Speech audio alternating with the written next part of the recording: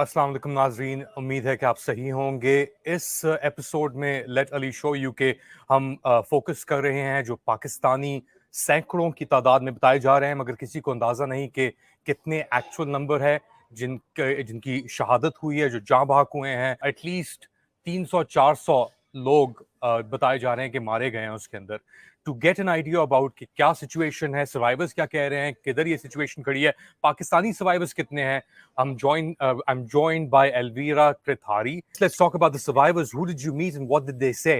What they describe exactly is the attempt to throw a rope to the vessel, so the Greek Coast Guard would supposedly pull them, but they couldn't make it for reasons that we cannot explain yet.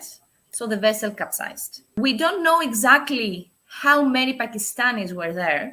Some say up to 200, but I also read even 400.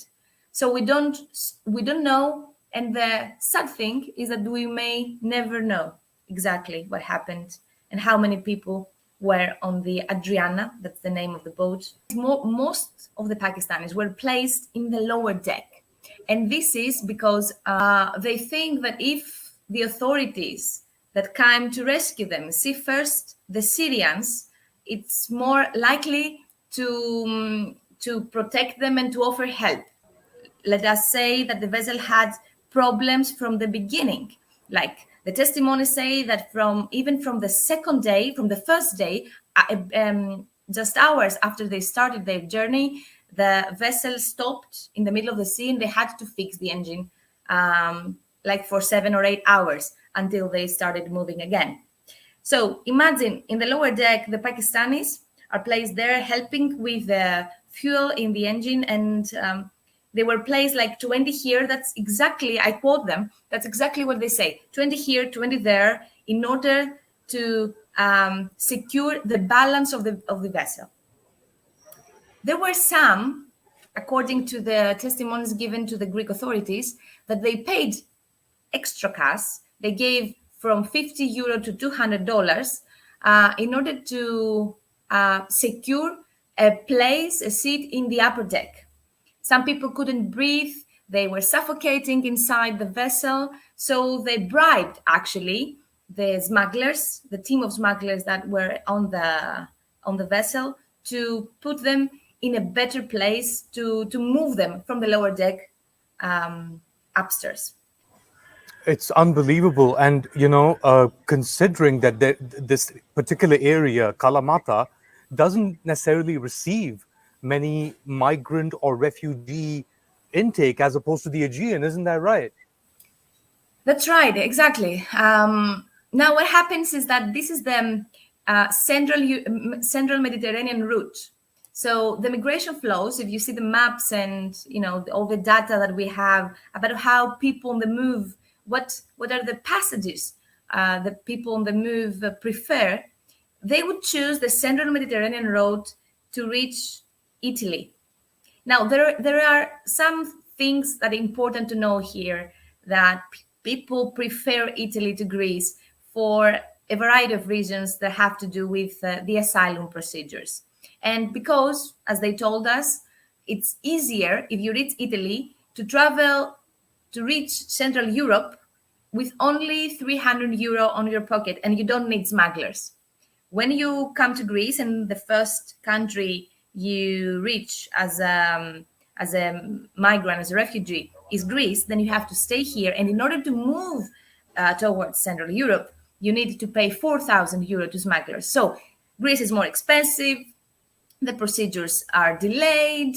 There is a dispute with Turkey, with a population that are about to be sent back to Turkey because of the agreement of 2016 between EU and Turkey. Now, this agreement is it's not anymore actually, they don't follow the agreement anymore. Explain this point, Elvira. Explain this point. You have the EU-Turkey agreement 2015. Italy is also part of the European Union, but Greece and Italy have two separate rules here. And the status of Pakistanis specifically is different in both cases. Explain that. before 2020, Greece thought like anyone who enters Greek territories has to most probably pass through Turkey. So because of this agreement between EU and Turkey, Greece had the right to send the people back to Turkey because Greece thought that this is where they came from. We have this agreement. They can apply for asylum in Turkey. Now, people didn't want to do that. They didn't want to go back in Turkey. They wanted to reach Europe. So that would take them far from their destination, from their initial goal.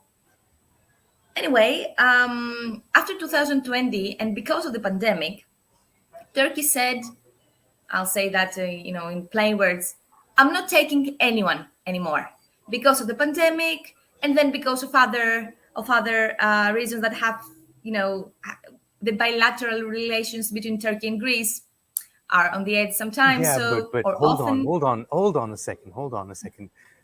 Turkey says that the EU and Greece were breaking the agreement. They didn't pay what was due to Turkey, right? Turkey stopped. The one reason why these ships are coming from Libya onto Italy and ending up maybe in southern Greece is because of the success, to an extent, of the EU-Turkey agreement, isn't it, Elvira, if you think about it? Because it's Turkey important. says that it's Greek pushbacks. And this, it seems, might be a pushback as well of the Greek Coast Guard pushing back these vessels that were coming from Turkey, but now also coming from Africa, Libya in this case. I would say it could be a push forward, not a push back. I mean, the testimonies say that maybe the authorities wanted to send them to Italy, so it would be a push forward, not a push back. Anyway, we don't know that, and we can just imagine what happened and what were the motives of the Greek authorities. About Turkey now, there is this dispute, of course, about who got it right and who got it wrong and who is to blame about that. The fact is, I'm not going to go into politics so hard, but the fact is that since 2020, Turkey doesn't receive any refugees that are sent to Greece. Greece, however, thinks that they should send them to Turkey. So there are people, hundreds of them, that are in limbo, in legal limbo, waiting in Greece without following the procedures to asylum, without having any right, any legal papers. They are just stranded here, and they're trying to flee, they're trying to leave for Europe because that was their initial goal. So that's why, to come to your first question, that's why they're trying to bypass Greece. And instead of coming here through Turkey or through, other countries in the Mediterranean, in the Eastern Mediterranean route, they opted for the Central Mediterranean route. So what's the response in Greece for the government, for the Coast Guard, for the police, for authorities? There have been protests, we know that. And what about the survivors? What happens to them now? Pakistanis and Syrians and whomever survived. There is a controversy. That's what I can say only. There's a controversy between the official statements by the Coast Guard and what the survivors say about how things happened. So we are expecting an inquiry to start. The inquiry has started already, but a bigger inquiry to start soon and inform the European citizens what happened with these people. It's important to say that 9 people have been arrested by the Greek authorities and are accused basically for smuggling, and they are under interrogation these days. The procedures are ongoing. People are shocked by that, but I have to admit that the Greek, and at least the Greek audience of the media has somehow, that's my completely personal view though, they have used to, after 2015 and 16, the years of the big immigration flows, the huge influx that shocked Europe, people have become, maybe they are more used to it. They're more used to that kind of news, and they are not surprised anymore. And as journalists, we can understand that when we cover migration stories, that people don't show the empathy they used to show back in those days. And about the second question you asked, what is going to happen with the survivors? Ali, I have to tell you that these people are going to bury the trauma of what happened for years. They are traumatized in their body, in their souls, and their own people, their families are traumatized. I know that that's what they told me personally. They want to follow their trip to Italy. They asked for help. They said, help us to continue our trip.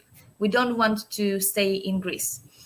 However, they would apply for asylum here because that's a typical procedure. They're going to follow these procedures. They will stay for about a month in the camp when we actually had the chance to talk to them. And then they will be free in Greece until their application is examined.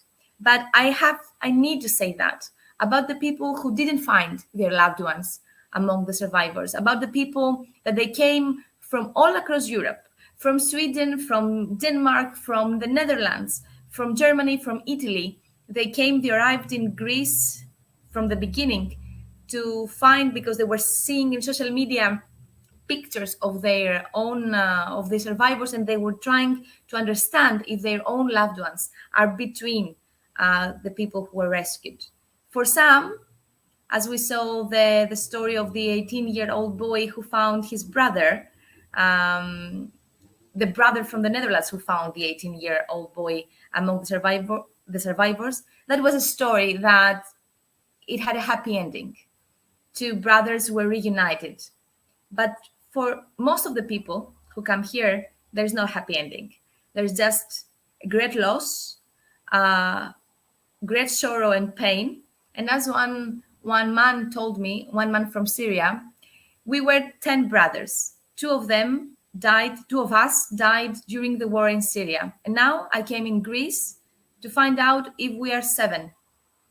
If from now on we will be seven siblings, not 8.